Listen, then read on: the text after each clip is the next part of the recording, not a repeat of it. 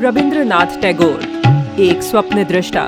आइए जानते हैं भारत को जन गण मन राष्ट्रगान देने वाले नोबेल पुरस्कार से अलंकृत गुरुदेव रविंद्रनाथ ठाकुर के बारे में। 7 मई 1861 को कलकत्ता की ठाकुरबाड़ी में जन्मे रविंद्रनाथ टैगोर ने 8 वर्ष की उम्र में अपनी पहली कविता लिखी और 16 साल की उम्र में उन्होंने कहानियां और नाटक लिखना प्रारंभ कर दिया था। रविंद्रनाथ टैगोर ने साहित्य के क्षेत्र में अपूर्व योगदान दिया।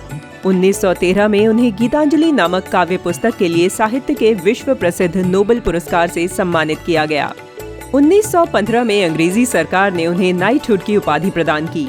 विश्व के नृशंस नरसंहारों में से एक जलियांवाला कांड के विरोध में उन्होंने यह नाइटहुड की उपाधि लौटा दी थी। टैगोर को औपचारिक विद्यालयी शिक्षा नाम मात्र ही मिली थी, पर उन्होंने घर में ही संस्कृत, बंगला, अंग्रेजी, संगीत, चित्रकला आदि की श्रेष्ठ शिक्षा निजी अध्यापकों से प्राप्त की। उन्होंने लंदन विश्वविद्यालय में कानून का अध्ययन किया, लेकिन 1880 में बिना डिग्री प्राप्त किए ही स्वदेश वापस लौट आए। प्रकृति प्रेमी होने के कारण उनका मानना था कि छात्रों को प्रकृति के सानिध्य में शिक्षा लेनी चाहिए। अपने इसी विचार को केंद्र में रखकर उन्होंने 1901 में बोलपुर के समीप ब्रह्मचर्य आश्रम नाम से एक विद्यालय की स्थापना की, जिसे बाद में शांति निकेतन के नाम से पुकारा गया। 1921 के अंत में शांति निकेतन का विस्तार विश्व भारती विश्वविद्यालय के रूप में किया गया। उन्होंने अपने को पूरी तरह शिक्षा, साहित्य एवं समाज की सेवा में अर्पित कर दिया। जिस समय ब्रह्मचर्य विद्यालय की स्थापना की गई, उस समय टैगोर नैवेद्य नामक कविताएं लिख रहे थे।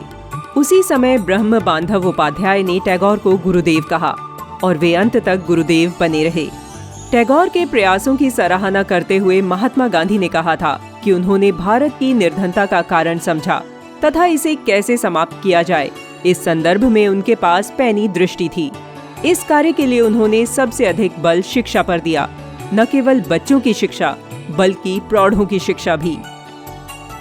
अंग्रेजों ने जब अन्यायपूर्वक बंगाल का विभाजन किया तो इसके विरुद्ध चलने वाले स्वदेशी आंदोलन का नेतृत्व गुरुदेव ने किया। वे कलकत्ता की गलियों में एकता, स्वतंत्रता एवं बंधुत्व का गीत गाते हुए निकल पड़े और बंगाल का विभाजन रद्द हुआ। टैगोर ने देश को राजनीतिक नेतृत्व भी प्रदान किया। गुरुदेव रविंद्रनाथ ठाकुर एकमात्र ऐसे लेखक हैं जिनकी रचनाओं को 2 देशों ने अपना राष्ट्रगान बनाया, जिसमें भारत का जन गण मन और बांग्लादेश का राष्ट्रीय गान आमार सोनार बांग्ला है।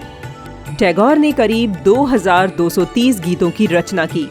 रविंद्र संगीत बांग्ला संस्कृति का अभिन्न अंग बना और आज भी हिंदुस्तानी शास्त्रीय संगीत से प्रभावित उनके गीत मानवीय भावनाओं के विभिन्न रंग दर्शाते हैं। 60 के दशक के उत्तरार्ध में टैगोर की चित्रकला यात्रा शुरू हुई। यह एक तरह से उनके कवित्व सजगता का विस्तार था। हालांकि उन्हें कला की कोई औपचारिक शिक्षा नहीं मिली थी। रविंद्रनाथ टैगोर ने अमेरिका, ब्रिटेन, जापान, चीन सहित दर्जनों देशों की यात्राएं की। वे कोरिया कभी नहीं जा पाए, लेकिन वहां उन्हें आज भी खूब सम्मान दिया जाता है। 1941 में इस महान कवि एवं ऋषि तुल्य गुरुदेव का निधन हो गया। उनकी मृत्यु पर गांधी ने कहा था कि गुरुदेव के पार्थिव शरीर की राख पृथ्वी में मिल गई है, लेकिन उनके व्यक्तित्व का प्रकाश सूर्य की ही तरह तब तक बना रहेगा जब तक पृथ्वी पर जीवन है। गुरुदेव एक महान अध्यापक ही नहीं, वरन एक ऋषि थे।